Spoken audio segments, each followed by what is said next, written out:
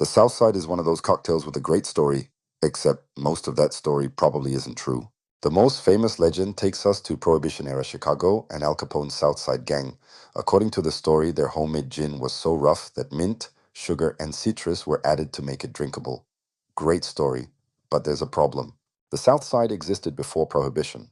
A Gordon's advertisement from around 1913 already shows a drink called the Gordon's South Side, made with gin, lemon, sugar, and fresh mint, served frappé over crushed ice. Then in 1916, New York bartender Hugo Ensslin published recipes for mixed drinks. His Southside Fizz combined dry gin, lemon, lime, powdered sugar, fresh mint, and soda water.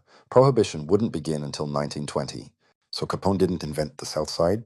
One much stronger theory takes us not to Chicago, but to Long Island, where the Southside Sportsmen's Club served wealthy New Yorkers around the turn of the century. Cocktail historian Eric Felten traces the drink back to the mint drink served there, and the Oxford Companion to Spirits and Cocktails considers this the most credible origin. And then there's Manhattan's legendary 21 Club. It became famous for the South Side and made it one of its signature drinks, but its owners only opened their first establishment in 1922, so they could have popularized the cocktail, but they couldn't have created the original. So forget Capone. The South Side probably wasn't born in a Chicago bathtub. It was most likely born among New York's country club elite, and later became a speakeasy classic.